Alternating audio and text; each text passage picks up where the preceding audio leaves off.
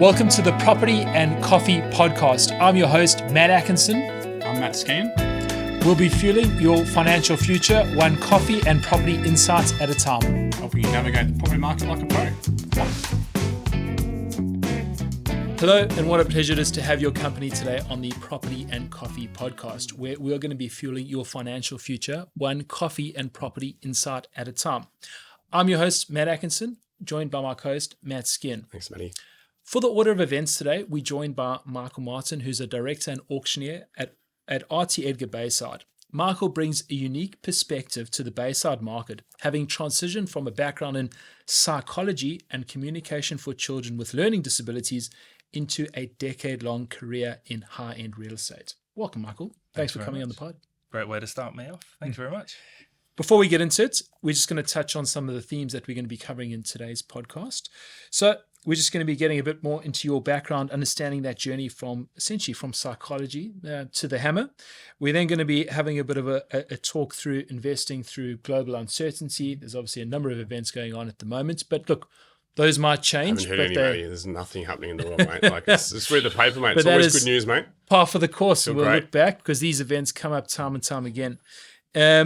And then we'll just be looking a bit more at the real estate industry, some red flags, things to think about when you're looking to use an agent to help you sell or potentially looking to buy.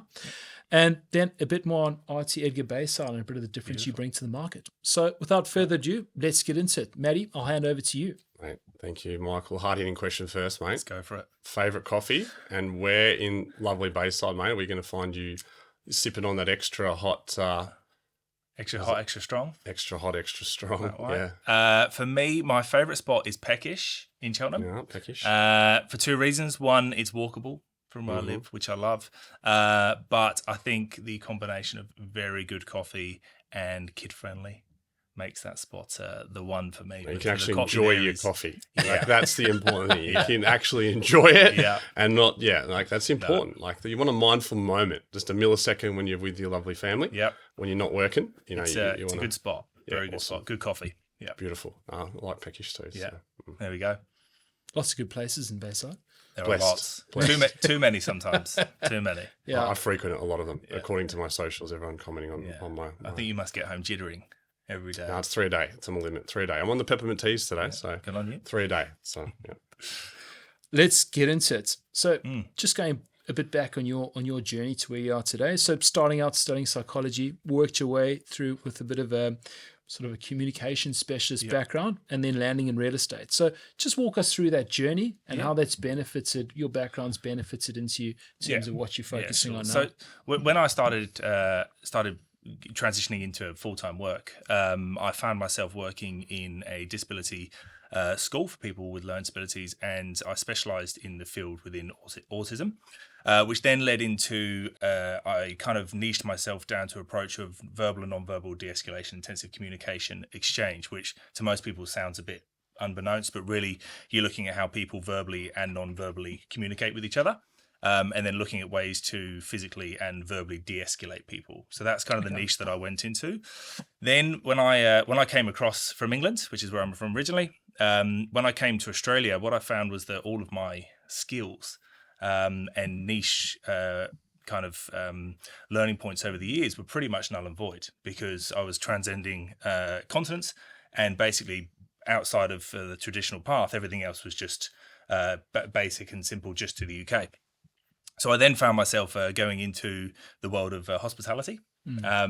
And I do make a pretty good coffee, if I do say so myself. If it's not for Becky, self-rated, number one in Bayside. Yeah. But from that, then I went. So I was running a coffee shop in Brisbane, and then I ultimately had people approach me to talk about the fact that, hey, you're good at remembering coffees, you're good at remembering people's names, you've got good chat. You'd be a great real estate agent. What more do you need to do to be a good real estate agent? So I was approached to go into the industry, and my wife, very fortunately, both her mum and dad are real estate agents in New Zealand. So she kind of egged me on to go into the industry, and so I went into the industry up in Brisbane, and that's where I started my career. And it probably took me 2 years to really start to get a sense of how the elements around psychology and communication and the process of people buying a home started to actually hit home on how that kind of differentiated between me and the next real estate agent, how that actually, my thought process impacted how people bought or sold a property. That makes sense. No, that does. Yeah. So what brought you, I was going to say, up in sunny Brizzy, what brought you to the most livable city Mate, it's in a the beautiful, world? beautiful weather. And most beautiful. Always beautiful. have you ever been to Brisbane? I grew up in similar climates. It can get a bit hotter. Yeah. You're from England, mate. You would have been melting. I was melting. Me and my wife. My wife's from New Zealand. I'm from England. I was melting up there. I can vividly remember one Saturday afternoon. Like, in fact, most Saturdays, you would keep your jacket on at an open home because you were terrified of what was underneath. It was 40-something degrees every day. You burn yourself on your seatbelt as you were clicking it in, and then you'd spend every Sunday just hiding from the heat. You'd go into go watch movies, go to shopping centres because it was just so hot. So my wife and I decided to move. We met in Melbourne, my wife and I, so we moved back this way, and then I started my career back down here. And the markets are so incredibly different. The Queensland market is very, even though at the moment they are absolutely flying, but they are very relaxed in the way that they operate. Cowboys, mate. Yeah, to a degree. I bought a lot up there, and it's very, very different. Yeah. Like contracts are, minimal pages, no disclosures. Like it's very different. Time the essence. Like there's all these factors so I think a lot of people think it's like French and Chinese and Japanese. Like across Australia, real estate's different in every state, right? So it's not the same. No, and then I came down here and I felt the heavy weight of obligation in a real estate industry where everything was overboard and above board, and there was red tape over red tape over. You can't do this and you can't do that, and it was very interesting when I first came into the Melbourne property market, but very quickly found my feet, and then found myself positioned in Bayside, which, having come from Brisbane, which isn't particularly a very coastal town, but, seems to be in the sense that you're in Queensland, but coming down and then getting to Bayside, I then found my niche. I found my niche in Bayside. I found that was the sort of people that I wanted to work with. I tried it more in the Stoniton market when I first came down. That wasn't for me. It took me 2 years to work that out, that the Stoniton market wasn't my people, wasn't my sort of, business model. And then I moved to Bayside, and that was where I really clicked and went, this is where I can be. People are a bit more relaxed here. I resonated a bit more with how people interacted, engaged with agents up in Queensland. And then Bayside was the place where I started. That's it. Everything's better by the ocean. Everything's better by the ocean. Absolutely. Yeah. Awesome. So, you sort of mentioned a little bit, so it's obviously fitting, actually. I didn't know the exact story, but we're on the Property and Coffee podcast, mate. Yeah. So it was from coffee to property. It was. So literally, that's a good segue. I'm just going to sneak that one in there. But If you ever want to see some really good latte art, I can do some pretty mean pieces. We'll book you in for a return. Absolutely. Yeah, 100%. Absolutely. But so obviously your background's non-traditional. I suppose mine's similar. But what's the superpower? Like I think real estate agent, professional negotiator. You talked about your communication skills, but what does your background's very different to most? Why is that your superpower? Look, I think what it took me a few years to realise that real estate's not about property; it's about people. And I think a lot of real estate agents go into this industry thinking about, how do I sell this house? How do I find the features in this home, and these features are the things that are going to get this property sold? That's not often the case. We really deal in trust equity. So when we meet with people, and this is what a lot of agents don't understand, is that when you meet with people, we are the second least trusted industry in the country, behind used car salesmen. So there's used car salesmen, then there's real estate agents. It's good barrier. It's good company, isn't it? Used car salesmen. Imagine the convention of real estate agents and used car salesmen. That'd be good. So when people meet a real estate agent, it's like their guard is up. Yeah. Instantly, the second they walk through the door, you ask them any question, where they're coming from, what suburb, what street they live in, they don't want to give you anything. They never do. I've seen it open homes where you guys have all sorts of trouble because they don't trust you. They don't even want an email. No. And I've seen abuse given for that reason. Don't spam me. Yeah. Don't. I'm just here. I'm just looking. Yep. And we get that every single time. And so I needed to find a way to, it's essentially, how do we get past that? How do you trade this, what I refer to as trust equity? How do we get them to believe in me and for me to be able to believe in them, to then get to a point where they do want to talk to me openly about how they find the property, what price limits they've got, why they're coming to the area. Because once you start to get those sorts of understandings, and the biggest one is the why, once you've got to that point, you can then start actually selling them. Because then you start to understand, okay, well, you're looking at, is it for the kids? Is it for family? Is it for job? Is it for lifestyle? Is it for health? There's lots of reasons outside of just they want a bigger house. Yeah. Bigger house is more often than not the last thing on the list, or a smaller house. More often than not, it's something else. And it's understanding that why. But you're not going to get that until you've built that rapport, you've got that trust equity, until that somebody walks in and believes in you. And then you'll start getting that information back. So I think, going back to your point on, where's the superpower? I think it comes down to understanding that. And then ultimately, and we'll touch on this in a minute, but actually the way that I run a campaign, I really broke down how buyers engage with the property. At what point do they make different decisions along the journey? The first inspection, the second inspection, the third inspection, all three of them are very different. And it's understanding those three inspections to then work out at which point do you sell. Yep. So that for me is my superpower, is I think the trust equity and the fact that really as agents, we're dealing in people, not property. I've known you for a while, mate, but the first time you've mentioned trust equity, mate, I'm going to steal that. I like it. I love analogy, but I think it's a good one. It is trust equity. I think it's a really, because we are in the business of trust. Like our website says, trust advisor on the buying side, but ultimately, people don't care much. They don't care much until they know how much you care. Yes. You've got to earn that first, because otherwise they don't give a shit, pardon my French, like what you right? Yes. Everyone's so busy, so time poor, and they said they don't trust us, like as real estate agents, or even banks. They don't trust banks. I don't even think banks trust banks. No. But no, it's a fair point. It's probably something that transcends industry. Yeah. If you can build up trust with any client, no matter what you're doing, you're already way far ahead in terms of moving that forward. Then if you don't have that at the front, then you almost, short of something else happening, it's the family club. Really get It's just like the Hawks, the family club. So. The family club, mate. Family club. Sorry, it's a cheeky Bring it back to the reference. That's it. Love it. We'll touch on something that's, when I say it's topical for now. So at the moment, there's conflict going on in the Middle East, which down here, myriad of different things. One being potential rising costs due to sort of fuel going up. Yeah. But ultimately, throughout history, we can take this, it can be something else. There's always going to be volatility in different markets. So keeping that in mind, we also look back and we go, Australian real estate is seen as a safe haven, and people, want to invest, want to buy. It's obviously something here which is very popular.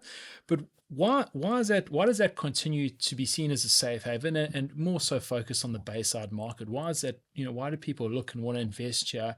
And put their, essentially put a lot of money into the world's most livable city, and Bayside being one of those suburbs. I think it's important to note, maybe this is a bit controversial, but I think the term investment is really around people's personal property. Yeah. I think the reality is that we're looking currently, I think the days of multi-investment properties in Victoria has probably seen its day for a few years based on what we're currently looking at. I think we'll go past the new financial year. We're no longer having 50% reductions on capital gains, most likely.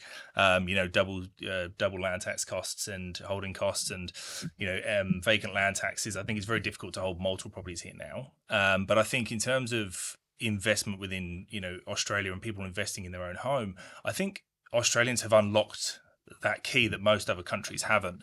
I think if you, like for me, coming from the UK and seeing how the European market runs, most people don't think about putting financial equity into their biggest asset, their non-taxable, largest non-taxable income they can within their lifetime, which is their home. And I think what people in Australia realise is that we're going to see continuous growth. We always have done, typical 4% yield year on year of a lifetime is what we typically see in most suburbs within Australia. For most people to put that into their biggest asset to grow, whether it's doing renovations, whether it's, new schools coming into the area or regentrification within an area, most people are looking at that as a growth mechanism for the future to ultimately retire on. And I think that's the big thing, is that most people don't think about it taking the money out today. That's never the plan for most people. It's the bricks and mortar bank account. It's the bricks and mortar bank account. That's exactly right. And people will trade up through the years to get to that point where ultimately kids, everybody else has left. The empty nesters ultimately become downsizers. They're in the house for probably 5-7 years with all the kids gone. They're rattling around in it by themselves. The block's too big. Too long for you though, isn't it? You want to sell them, get them out, and get No, turnover. that's okay. Sales agent. They got it. You know, they want to get them back, and then they start to realise that the house is too big, but they need space for the grandkids, and then they think about going down, and that's when people start to look at the unlocking of that $1 to $2 million to then put into, some goes into the superannuation, some goes to kids to help buy, upgrade, and all the rest of it, and that's the goal. That's the Australian dream that most people don't think about. It's not the moment. It's not about going from house number 1 to house number 2 and releasing $500,000 or making $700,000, because that just goes into the next house. Yeah. The reality is it's right at the end. Yep. Most people here in Australia, they're not thinking about multiple avenue streams. There are smart people who do. I'm not saying people aren't smart in Australia, but there are people who look at multiple avenues to invest. But most Australians build their wealth through property. And so that's what we help them along the cycle with, is making sure they make good decisions along the way, so that when they get to that 60, 65, when they're ready to sell out that final home, the big nest egg, that they're going to do, they're wanting to do it at the right time. And reverting back to your original point around, seeing what's happening in the world at the moment, the reality is it's a really good time for people to go up, but it's not a great time for people to sell that last nest egg. No. Because at the moment, and I'm going to use a very round number here, this isn't the numbers that we're seeing, but and if we're talking about a 10% revision in what's happening in the market, for those people going up from 1.5 million to 2 to 2.5, if they're selling their property at 1.5 or were selling at 1.5 and it drops 10%, they lose 150,000, but they go and buy a 2 to 2.5 million. Well, realistically, if they buy at 2.5, they're actually saving themselves $100,000, because the 150 off the 1.5 versus the 250 off the 2.5, it's a really good option to go up now. Most people still struggle with that, because that's that they feel like they're losing on that. But I suppose that's the dialogues you're having. I'm finding it with buyers as well, with using the budget as an excuse the other day, and the war, and it's like, well, what's going to change, right? Yeah. The budget ain't going to change much, right? No. Like what are we waiting for? Like the golden ticket? Yeah. So I think the golden ticket is now, though. For those people who are moving through the market, going up, making their way to that big nest egg. There's no better time to do it. There is no better time to be a young person in the markets, moving through that to get to that final stage home. That for what most people in the Bayside area anyway is normally between 2.5 and 3.5. That's the final family home for most people, and there is no better time to do that. It is just a trickier time for those people at the top end who are now needing to empty out of that, capitalize on everything in the years of that's fair. But, at the same time, some of them have been sat there for 15 years and they've seen a large amount of growth. But it's not all bad. It's not all bad. Definitely not. No, it's definitely not all bad. It's good moves for a lot of people at the moment. And that's probably one to highlight on that, right? Is, being able to retire and access that, the nest egg is the byproduct of good decisions over a number of years or a couple of decades. Yeah. And to really sort of, hopefully with most people, be able to retire and enjoy their retirements as they set out and plan to do. Yeah. Yeah. So just segueing a bit there, mate. So right now there obviously is a bit of fear mongering, which there always is, but probably a bit more. Obviously working Bayside, RT Edgar there. Are you seeing a bit of a flight for quality? Because obviously, on my side of the fence, we always talk about location and A grade stuff. Like I think B, C, like there's different assets. But what are you seeing, right here and now? Because there is obviously a bit of more uncertainty just with the world right now. Like it's like people worried about their bloody petrol and whatever else they're worried about, mate. Real estate agents will be on mopeds, mate, soon. We're on bikes, mate. I've already made that joke in the last week. Get a company Vespa. Vespa. Branded. Branded, just strolling. But it's either that or Teslas, I'm not sure which. Oh, mate. Anyway, but have you seen a shift? Because I think from last year to this year on my side, it's definitely a bit different. I don't know what you're seeing on the street. Look, I think globally, what we've seen a few impacts to our market, and I think a lot of it comes from the lending ability. So, and then that boils down to people wanting to buy finished products, turnkey. Yeah. Good location is always going to be the paramount for most people. That's the ultimate decision for most. Is the worst house in the best street, all those sorts of things. You can't move a house, right? You can't, not easily.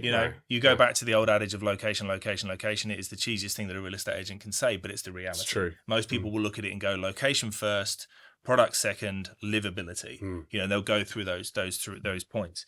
What we're finding nowadays is that most people walk into a well-located property, and they will actually look between a well-located property that's unfinished versus a second tier, let's say A to B grade location, B grade location, finished product, and will gear towards the finished product because at the moment the whole cost, the build cost or the reno cost is so exponentially larger than it has been over the past 10 years. It's the COVID hangover. It is, Yeah. absolutely. Yep. And the problem is, the reason we're seeing all that is because of the lending capabilities and the borrowing capacity of builders, developers that are then hamstringing their capabilities to either do the work or to be able to sub and pay for everybody between invoices. So we're seeing that whole shift fall from the fact that it's harder to get money, it's more expensive to get money, it's taking a longer time for people to get trades, and then trades are going into industrial stuff because it's safer. It's safer to work in the industrial sector. We were talking about this before as well. So at my local coffee shop, one of the guys is in the building construction. Like he's like, even at trade schools now, there's no one there. Like the younger generation doesn't want to do their own trades and learning. So I think with obviously the AI revolution, right? You wouldn't want to be a lawyer or an accountant in training or a copywriter or those sort of. But, if you're going to, the old hammer, a nail, and a plumber, electrician, there's going to be a heap of work for it. Yeah, absolutely. Because we need, housing's essential, shelter. You can't solve that with software. You need to get someone in to do. And probably the AI robot with the hammer, mate. Just imagine that. I have to say though, have you seen the 3D printed concrete houses that they do? Not yet, but look, I was going to say those would be pretty good. Yeah, they're pretty cool. But they're that kind of Star Wars dome sort of shape. They're not square, so they're a bit different. Like so an igloo or something. Yeah, a bit esque. Okay. So yeah. But just as a lasting point on that, so as you rightly pointed out, there's a whole sort of cost activity that you got to go through, but that doesn't even touch on, if you need to coordinate more than one trade, there are also there's schedules around just to actually live through the renovation, or it doesn't even need to be extensive. I did that with my in-laws, and that was I think everyone thought I moved because my car was branded on the main road in Sandringham, and 4 months with the in-laws they were lovely. Love my in-laws, but if they do listen. But 4 months with two young children was tested. It's hard because you're also out of your own space. You need space. You're just trying to find that. Yeah, so it's logistically tough as well. So, but that leads into what we're now dealing with as agents. Like I'm going to probably this afternoon. I spoke to a guy this morning. His mum's gone into care. And the house, has to be sold. And before I even got there, he said it's a renovator's delight. And I was like, okay, well, are you open to doing the work beforehand? And the reality is now the best avenue to unlock the most amount of money from a property is to make sure that it's livable, rentable for a young family to go in. Because otherwise, people just they don't want to touch freak it. out. It's too hard. It's too hard. We're too time poor. We're too busy, and no one really wants a project at the moment. No. So we're seeing that. It's very much a two-tiered market. Yeah, so, exactly. Yeah. And going back to what we were talking about earlier on about the way that I run a campaign, we're talking about the way that people when they inspect properties, how they kind of engage with them through each inspection, and it goes back to that when people first walk through a home, right? All they do is they go, is this property for me? Yes or no? Like, do I like it? Is it in the right location? Has it got enough bedrooms, bathrooms, all that sort of stuff? Simple yes or no. And people know. People know if the house is right for them when they first walk in. Is it something they want to come back and have another look at? Is it something they want to show their partner to? That sort of stuff. And there's not much you can do about that one. There's a simple yes or no. You can't really talk somebody out of it. You can try and make somebody buy a pink car if they don't want a pink car, but ultimately they're going to say no at the end. Even if it's the best car, it's just not what they want to buy. So it's the same thing with a house. My daughter would love a pink car. So would mine. Yeah. So would mine. But sold. You can always wrap it. But ultimately, the first inspection is a yes or no. The second inspection is the one where we then have to get around this kind of this limitation of what's currently there, which is people walk in and go, okay, well, where's the function of the house? How are we going to actually live in this? Flow. I think it's that flow, that floor plan, that aspect, that livability is important. And the livability, it's okay, well, we've got 2 kids, I work from home, we've got a dog that needs to be able to get in and out by itself, we've got 2 cars, both of them are EV cars, we've got to be able to plug them in. Like, how are we actually going to live in this house? And that one's great. The third inspection is where most houses fall through, and why we don't get a lot of sales at the moment is because most people walk in and go, okay, well, what's wrong with it? Why shouldn't I buy this house? This is the biggest financial investment I'm going to make in my life. Why should I not buy this house? Because it is so much easier for people to go, all right, I'm not going to buy this one and move on to the next one. It's so much easier to do that than to go, all right, I've done it. I've been looking for 1.5 years, 2 years. We've made the decision. We're going to live in this house for the next 10 years. We're going to get our biggest loan we've ever had in our life and go move into this house. So it's quite daunting for people, and that's where this third inspection and why we have to, as agents now, do so much to get the house ready, because we need it to get to that third inspection and proceed. So what we have to do is mitigate the what's wrong with it. And that doesn't necessarily just mean cosmetics, but what does it make it not suitable for them? So like this one that I'm going to this afternoon, I know we're going to paint it. We're going to carpet it. Are we going to wrap the kitchen? Are we going to do the things that so people can walk in and go, do you know what? I can live in this for 5 years. It's ready to go. Because if they can't live in it for 5 years, most people will turn away and go, there's People an lack the easier vision option. too, right, as well. That's why styling exists. Vacant property, tenant property, I love them as an advocate. Yeah. But they're not great for you guys. Yeah, Because they're good for you. They're great for me. Yeah. I love them. Yeah. I love them. But you're hard to Yeah. buy off, right? So in a good way. Yeah. So but no, awesome. Yeah. Awesome. Cool. But just segueing. So we've got some clients right now where we sort of probably you sort of touched on in it. They're double accountants, 3 kids. Dan and Kristen, if you're listening, legends of clients. They did what you're saying in terms of they're selling the house that's a bit too small. Yep. But they've done the work. They've done the renos and they've upgraded to the property that needs some work. So going counter-cycle, bought the bigger home. But picking an agent, and we actually help them with some vendor advocacy in this instance. But if someone's reaching out or thinking about, I think that upgraded market's probably in Bayside, and a lot of our audiences is probably in that world. It's a great time to upgrade. Reminds me a little bit of when I met you and we bought our family home in at the start of COVID, and it was an oracle. I didn't know COVID was going to happen, but take action. But how does someone go about picking a good agent, right? Because there's so much, again, you said they're not trusted. No one really likes agents, let's be honest. Yep. I do, most of them. Yep. But what's the tips for someone at home? Oh, look. One or two tips. I know there's heaps, but if you're a punter, obviously, Maddie, or someone else, you made it, whatever, what would you give them? Look, I think there's two. Apart from sell with Michael. Apart from sell with me, but I think there's two main bits for me anyway. I think I'm a bit different than most because I think most people will say, who's got the lowest days on market, who's got the highest sell price, who's I don't got care the about best that strategy. That's the thing. It's all a product of something very different, which is ultimately you are entrusting for most people their biggest financial asset with this person, and ultimately you need to sit down and you need to believe that the strategy that they have is going to outperform anybody else in the market. But it's the way that strategy is conveyed, because ultimately at the moment, we've got most properties, and if we look at success rates at auction, we're looking realistically it's sub 60% at the moment. It's not great, and it's not great. But then realistically, that sub 60 is of those that chose to get to auction. Because there's a percentage of those that just cancel it beforehand and don't even get there. So that number is actually probably less than 50%. So for those people that sit in there and say, look, I'm great, I've done this many sales, great.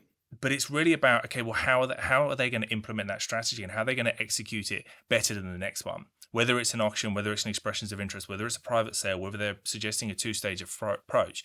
When you sit down with that agent to talk about how they're going to sell your house, it needs to be so tailored to that home.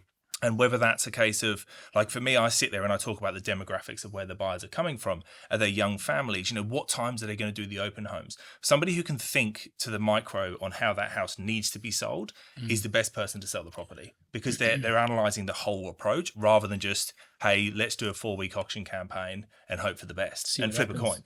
You're flipping a coin and going, is it going to sell? It's 50-50 because that's the success rate at auction at the moment. And probably in markets where everything was selling, right? You could always, and you're flying markets, generally speaking, say it doesn't really matter. Yeah. When it's maybe a bit tougher going, that sort of more comes to the fore. Yeah.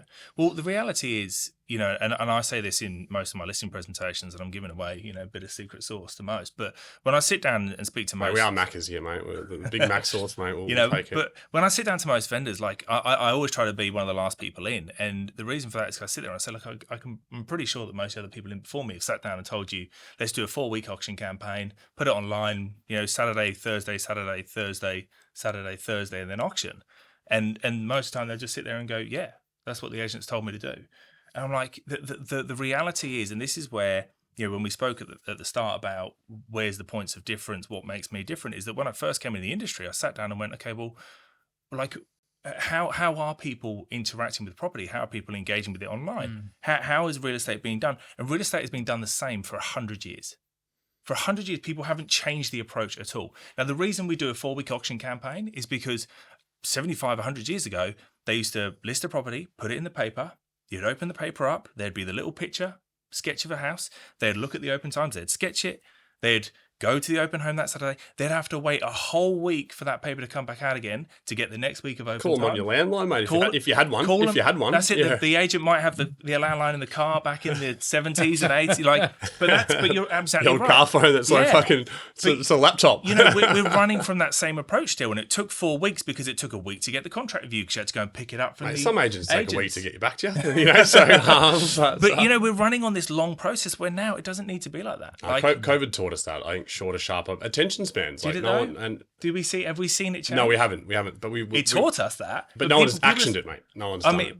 they Wow. could differ, but you know, Yeah. you know, and it just blows my mind that I think that the reality is nowadays people think quickly, people are decisive. We have everything right at our fingertips on our phone. Like as soon as a property goes live, it's up on realestate.com. We have clients in WhatsApp groups and they're in active search and sometimes within an hour, like before we see it, they're like, bang, this one. And so I know that even though we tell them not to, you know, look as well, but they still do it and it's fine. But like people are on it like that. It's like, it's a pastime, right? Like if you look at app usage in Australia, REA and domain are very high, right? Like for social media, they're what people are doing. But I think to summarize it, and it's process over price, right? It's like asking a broker, Matty. It's like, Matt, if I ask you, get me the best rate, it's a bad question. It's like, what's the best strategy? Actually understand the process. And I think that's the really important thing here. It's not just one size fits all. It's not the cookie cutter. It's not McDonald's. We're not a sausage factory. I think you've got to process over, because you can't control, you're not that powerful enough to control the market. You know? No, you're not that powerful, but it's your job to control presentation, process, your pricing, answer the phone, like the simple things, but just do them bloody well. Do them well. Yeah. That's right. Exactly right.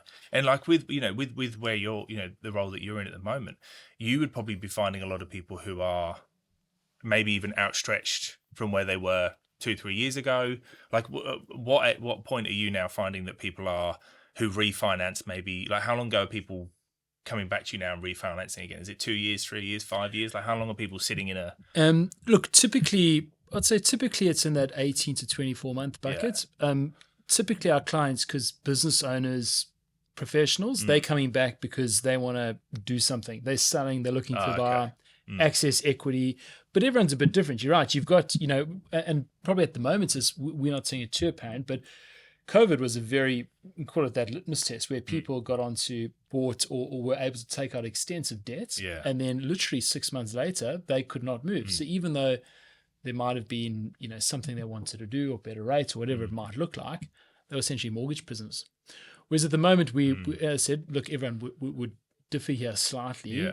Rates relatively being manageable, or even if there's been one, the odd increase. But we'll go back and review. But typically it's been fine. But that also might not hold true as this year progresses, depending on how things, how the world shifts. Yeah, it's interesting. Hopping on to the next one, you mentioned earlier, mate, you got that silver medal right behind used car salesman from a class perspective.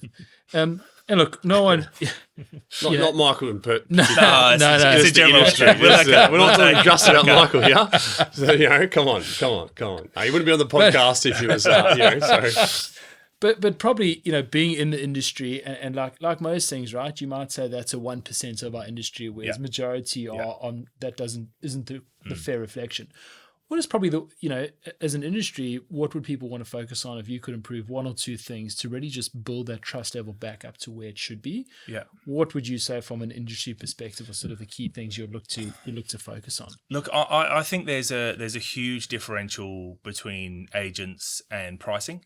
Yeah, I think it's a hard one, and I think that's been apparent for so long now. They've tried to bring in this underquoting laws, and I would love, and I'm probably one of the few agents to say this, but I would love to see the day where we could say a property's worth between X and Y, and that's what the vendor wants, and that's what the agent thinks it's worth, and you come in and you try and buy it within there. If it's a bit above, a bit below, it's what the market prepares to pay, but it's real. But the problem, that's what I would love to see the industry change, because I run more expressions of interest and auctions purely for that reason, because I try to be as transparent as possible with the pricing. But you go in with it against second and third agents, and they're telling them to quote it $100,000, $200,000 less to auction it, and for me, I just I'm so over that in this industry. I think that we need to get past that now. Like, we can be as transparent as we like. At the end of the day, the buyer's going to pay what they're going to pay for it, and the vendor's going to take what they want to take for it. Doesn't like the reality is the pricing metric should be for us to tell them what their vendors actually want rather than anything else. And that would be my biggest shift. I'd love to see that change. I think it's been, I mean, probably for you as well, but you know, it takes you it takes you half a day extra to actually work out what the vendor's going to want. I've been doing it long enough and you sort of unfortunately just know, like I've been doing almost 10 years and you just know like certain agents that how much they underquote by and like, yeah, but the average punter, to be honest, it frustrates me because often for clients, it might take us 2 or 3 weeks of educating them because they're champagne taste beer budget and they're attracted by these quotes because they do work. Yeah. But what they do is they just distract them from what they can actually afford, right? Like it's like looking at, you know, with Maddie, it's like saying, you know, you're showing them $1.5 million joints, they can only afford 1.2, right? Like that's just not smart. And most people, I think the average on REA is 6 to 9 months. I think 3 or 4 months is lost in the wrong price band. Yes. Yeah. Probably. You probably know this. You know, like you just like, you know, they just can't afford it. Yeah. Well, I've got family and friends at the moment who are looking to buy, and they've got about $1 million to spend. I'm like, you need to be looking at 8 to 850. Like that's what you need to be searching. Well, they need a great advocate. They do need a great advocate. Yeah, I mean, they you're right. They do need a good advocate. So that's good. It left it open. I had to take it. But you're right. But for that reason, is that the education needs to be that, hey, for somebody, you know, you need to be looking around. But the hard thing too, though, is for the average buyer is that some agents quote more accurately, and they get penalised. But then some are like there's one in a certain area. I'm not going to name who they are, but they are horrendous. Like almost the worst. I literally sent it to a mate of mine who's a physio help buy in the eastern suburbs, and he almost said he's criminal. How bad this guy underquotes, right? And it's so intractional, but psychologically, you know, people still think, what if I win Tats Lotto? Yeah. What if I buy the unicorn? What if, and that just, so you've got to anchor them off that. Like it's a waste of time. But also I think there's a point where if you're not in it every day, you see what's advertised, you believe people are being true and fair as to what, look, appreciate. If you're not a used car salesman, you're going to believe agents, you know, like, you know no, what I mean? That's fair. But my point is, so if you see something's, let's say 900 to mil, right? Reasonably, you're probably going, well, it's been published. There's independent parties here. You would like to think that it's a fairly accurate representation of what it might be.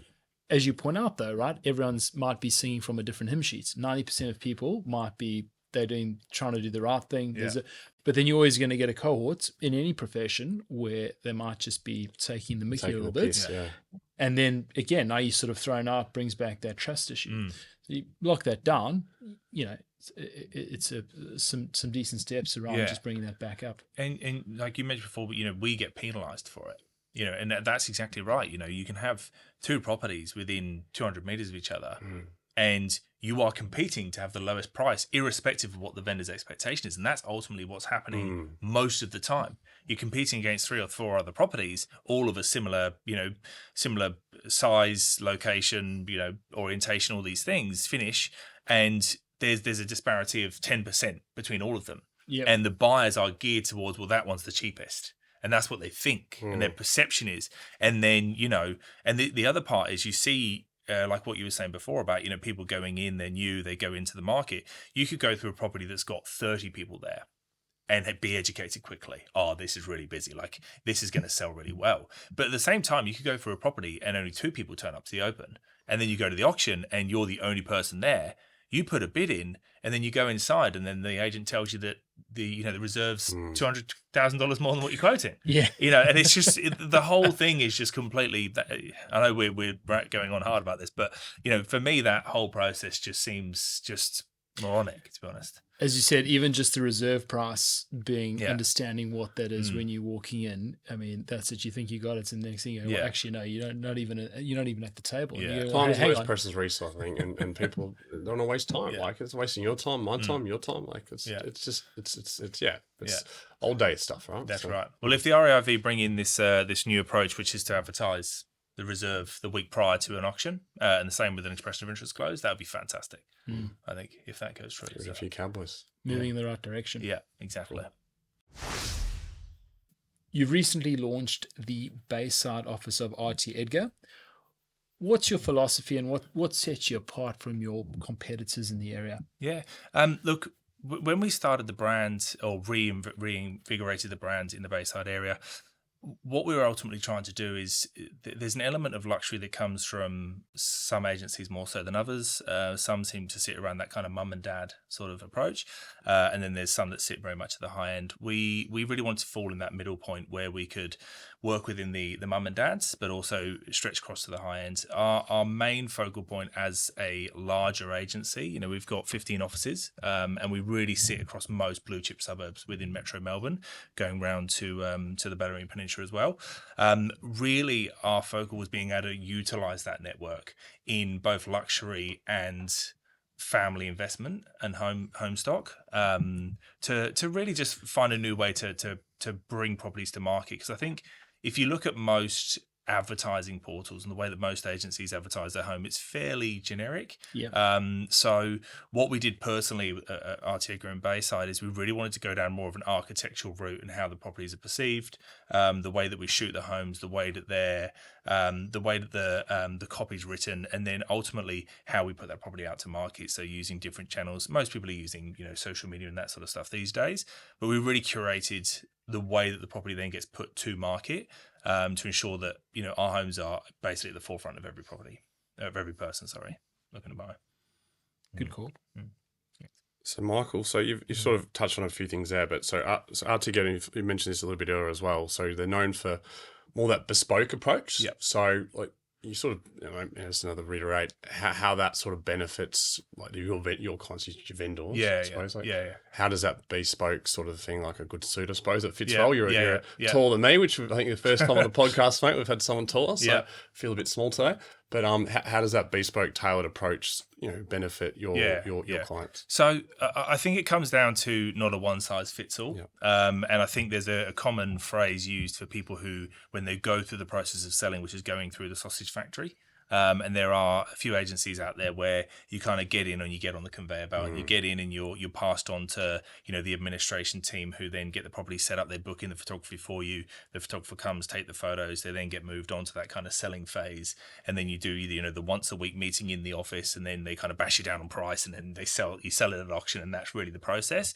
And it's quite a sterile approach. Very transactional, I'd say. Very transactional. I mean, I think I've seen it on both sides. But the way that we try to deliver this process is really about that handheld approach, but so tailored to the individual. Yep. We're very fortunate that we, along with the support of the larger brand and the larger franchise of RT Edgar, we've also got in-house marketing that we have worked alongside for two and a bit years now to curate our own approach to how we sell property. But that comes down to the way that we stylize the photography, the way that we have the property presented for sale, the way that even through the course of the campaign, the open homes, they're all run in a deliverable way. We've got, obviously we have our own sense, we have the way that the music's played, we have the way that we have it presented during the open home. But even down to the photography, for me personally anyway, and I think for most of the agents in our office, when we go to shoot those homes, it's so important for us to be there, to be a part of that process. So many people will go and just get the photos taken, and the photographers are great, and their job is to get good photos, but they're there to capture a house. And this sounds so cliche, but a good agent's there to capture the essence of a home. Right? Emotions sell. And you can feel the difference. And when you go in and you shoot a property, I was doing a photo shoot yesterday, and just changing it's simply think down to things like changing the angle on a house on a photo to get different aspects of the window, the LED light that you've got in there. That's the sort of things that really kind of make a difference, in my opinion, when it comes to selling a house, is those 1%ers, so that when people look at the home and they see the flow of it, and they see how it connects through the property from front to back, how people live in a home, and then how it's styled, how it's staged, and then ultimately how it then comes to market with the strategy, that's really what separates us from the rest. Because at the end of the day, when you look through multiple properties, there's this mundane kind of feel as you flick through realestate.com and you're looking at photo after photo, and it's oversaturated, and it's white picket fence, and it's blue skies.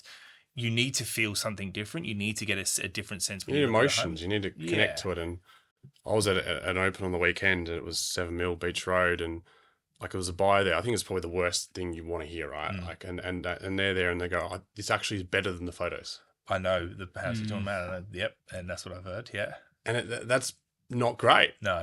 That's not great, because obviously you're there to get people aspirationally, attention's limited, time's limited. You've got to fucking sell that. Like it's often the other way, right? Like but sometimes it is that way where the photos don't do it justice, because then you're going to go, hang on, it's expensive, but it's just a subjective relative to what you're seeing. So I think it's your job to sort of sell the dream, so to speak, because that's the housing is that way as well. So the hard thing is you've got to try not to overpromise and underdeliver, and then you've also got to try not to underdeliver and overpromise. It's a balancing act. It's such a balancing act, but that's why it's so important. Please everyone, you please no one. But so you've got to just do the best you can, and most people will be happy, and every now and then you get some crazies. But you want people to look at it and go, "That looks amazing." They're not to give up their time. They've got to give up their time, either it's work or school, whatever it is, right? To come there and spend that half an hour, 15 minutes.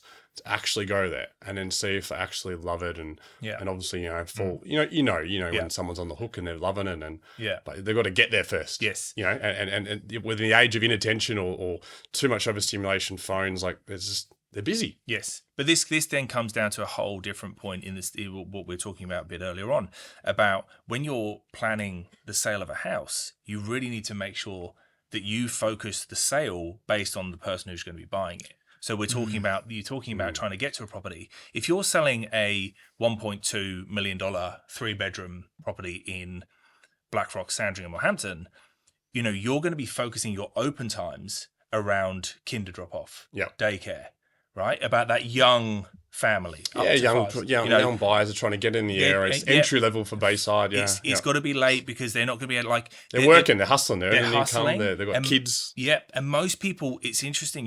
We see this shift as people go through being tied to a desk as a job to having the freedom to get away from the desk Monday to Friday, and that happens But that happens at some point between kind of 1.5 and 2.5, somewhere in there. They unlock the freedom within their role to be able to then get away from the desk. So, but you need to make sure your open times reflect that. So, is it around kids drop off, school drop off? It needs to be at 5:30 when they finish work on their way home to get to the property? So, there's so many different parts that make selling a house individual to the house and the person who's buying it, and that's we talk about the 1%ers of RT Edgar. That's something that we really focus on. Who's coming through the home and how are we going to get it to them? How can we make it accessible to them? Is it not everybody? The AI goggles on it, mate, and chuck them in the office. No, we're not quite there yet. But but it seems common sense. But it's when you that common, Matty. Yeah, that's it. When you speak it through, but you're right, because sometimes you see properties advertised. It'd be like, what's the inspection time? Yeah. A Wednesday at 12. Yeah. And you kind of look and you think about who would be looking, and you go, does that make sense? Or is that just the time the agent went? That's convenient for me. Yeah. You go, who's, back in the day, this is also pre-COVID, and you go, everyone's in the city. Yes. Who's actually inspecting it? Oh. So people coming from the city, they can't get to a property till at least 5:30. Yeah. And how often do you see a property open at 5:30 or 6 o'clock at night? Never. Never. Unless it's one of mine. There we go. but that's the reality. You've got to like, I always say to my vendors, and my wife's very, very, very good at understanding the fact that I have to work hard to get what we have. But the reality is, for those 3 weeks that we sell a house, I am the vendors. I am there to do everything I can to get that property sold for the vendor. And if that's doing an open home at 6 to 6:30, if that's doing a Saturday and a Sunday open home for a period of time to get the property sold, not every week, but a week of the campaign, that they're all points that make such a difference to get a buyer engaged, because they only need to get through once to like it, to say yes, to then make the time to come back the second to then sell it. Just got to get the wife, mate. Happy wife, mate. We know that. Yeah. We know that. If they fall in love, then the hubby will come along, and then happy days. So, and it's also silly things. It's if you've got a house that's east facing, well, make sure you open that house before 11 o'clock in the morning. Because it needs to be, the sun needs to be coming in it. Yeah. If the sun's above it and it's east facing, they're instantly going to walk in and go, this house is dark. So it's all these little bits that are so important to getting a property sold, that most people, and talking about the listing table, picking the right agent, it's those sorts of conversations that somebody needs to convey for you to go, okay, do you know what, they're thinking about me. They're not thinking about themselves. They're not thinking about selling a property. They're selling about my property, because that's ultimately what we have to do. And it then ultimately comes down to the trust equity, that you sit there and you go, you should trademark that, I reckon. I like it, trust equity. You end up trusting somebody, and you go, I trust that person with property. And that was my point at the start, is that if you sit there and you go, I trust that person to sell my house. They might not have sold as many as agent number 2 that comes through, or agent number 3, but I trust them. I understand that their vision's there, and that's ultimately what makes a great real estate agent. Great, all great real estate agents come from people who are working hard from bottom to the top, and it's about that, about that trust equity. Well said. We've got two more for you, just as we look to wrap up here. Someone's sitting on the sidelines at the moment, and they're trying to, look for the perfect time to either buy, sell, and Bayside. What would you be telling them in the current cycle? What is the one piece of advice you'd be saying to them? They're looking to jump in, whether that be to purchase or to sell, but they haven't quite made that call just yet. Talk to this guy, right? I'll pay you later. No, coffee. Look, the reality is most people need to have time in the market. And I think whether that's buying or selling, as you mentioned before, that there is this research phase that needs to be done. And unless you employ a professional, nobody else can do that for you. And it's so important to get an understanding of what one side of a particular street means compared to another, whether that's a division of a busier road and you're on one side of the highway versus the other, or if you're one side of the village versus the other side of the village, and different orientations and being close to different schools. That's what ultimately, when you're looking at buying or selling a property, that's what's going to change the value the most. Then it comes down to the product itself, the size and all the rest of it. But what people tend not to realize is they look at realestate.com and they look at 10 houses. They might not look at the map and they'll go, why are these 3 houses priced so incredibly differently? Why is this one going off and why is that one not? Well, because one's the other side of the highway, it's next door to a school, it's busy and it's south facing, versus this one here, which is close to the village, it's north facing, it's all these things. And people, when they first start searching, they don't get a sense of that. And I think, after a couple of months in the market, or at least, giving themselves a month or two, and this is buying and selling, because from a buying side, you need to get a sense of what's happening in the market, how other buyers interact with homes, how agents interact with you. And then from a selling side of thing, there's nothing better you can do than go to open homes. Because at the end of the day, when it comes to actually selling a house, you need to know how the buyer's going to be treated for yours. So go through open homes, meet agents, see how they talk to you at the open home. Do they follow you up? Do you get a junior following you up? How relentless is their follow up? Is it text message calls? Is it, just one? Is it 3? Is it, do you get emails from them? Do they try and help you into other properties if that one's not suitable? It's all these things that for you should give you good education to then be able to help you along that journey. But I think that education is the most important thing. When you're sitting on the sidelines, you need to get in the mix, and ultimately you need to be searching for products that either you're looking to buy, or that you're currently looking to sell, and go to those. Not what you're going to, not what you're trying to buy. You need to be keeping yourself in the same lane as you're working with them. Good points. Great tips there. And last one to finish off, because you're not just an agent, and obviously not just any agent, but a good agent, but auctioneer as well. Yep. Melbourne, auction capital of the world, just about, isn't it? I think we're literally in coffee capital. Yep. Auction, property, auction, coffee. No, it's property and coffee will keep. But a tip, obviously I'm a professional, but if I'm not, if I'm putting my hand up at the weekend, what's a tip you give the average punter? And obviously it's a very stressful and it's an emotional thing, right? You see it, but what's a tip? You're a really good auctioneer, but what would you give it? What do you see works? Or a good tip for the average punter? I think most people going to an auction, there's nerves, and you'll see, especially if you've got advocates turning up to a property from an agent perspective. We always try and make other people aware if there are advocates coming, because you guys have confidence. Right? An advocate has confidence. You'd hope so. I've seen some ones that not, but I'm not going to name names. But sure. But you should. You should. And from a buying perspective, if I was a buyer going to try and buy a home at auction, I would want to make sure I look like I had the most money. And I'm not talking about the way I dress, but I'm talking about the way that I communicate. Sharp.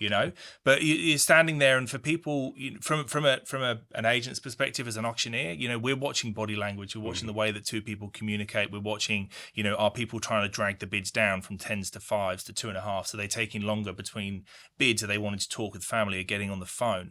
From somebody who's going to bid, for the most important thing is to stand there with confidence, to bid with confidence, to take control if you can of that bidding process. And ultimately, from a crowd perspective, to have those sets before you go around your limit. Yeah, don't set your limit in the middle of the fucking auction. Yeah. Because honestly, I see it all the time. it's horrible. It's painful. It's painful to watch. And they're not Absolutely. going to buy the property just about because Yeah. they're having a family conference every bit. Yeah. It's so weak. Exactly. And It's horrific. But then what happens is bidder number 2 goes, well, great, well, they're nearing their limit. And they're going to just slam it have in. the strongest bid right up until your last bid, as if it's your first. Run at the cliff. Old boss used to say, run at the cliff. Yeah. And at some point you drop off, but no one knows where you're dropping off. Exactly. Right? You run at that cliff as hard as you can, right? Yep. And you know. Yep. Strong bid to start is always the best bid. You know what it's going to sell for. For people who have spent time in the market, as I said, if you can research enough to have a good understanding. No one likes hearing your voice too much. Like we don't want this. You've had the preamble. Yeah. Just get into the thing, right? Everyone waits. Like they wait for crickets. Like it's just, a social proof for waiting for people to line up for a croissant, pay $12. They'll line up for 2 hours at Loon or something stupid. But at an auction, everyone's there, 80 people, and no one wants to say anything. It's crazy. Standard. But yeah, that's my biggest tip is confidence. Confidence is key to buying a home. Agree. Well, there you go. Well, thank you for coming on. It's been great having you on as a guest. And hey, I'm sure we've got some good tips which I know we'll be able to share, and obviously we'll share with our listeners. And we hope to have you back on again. Thank you very much. It's been a pleasure to be here. Thanks, Michael. Thanks for your time.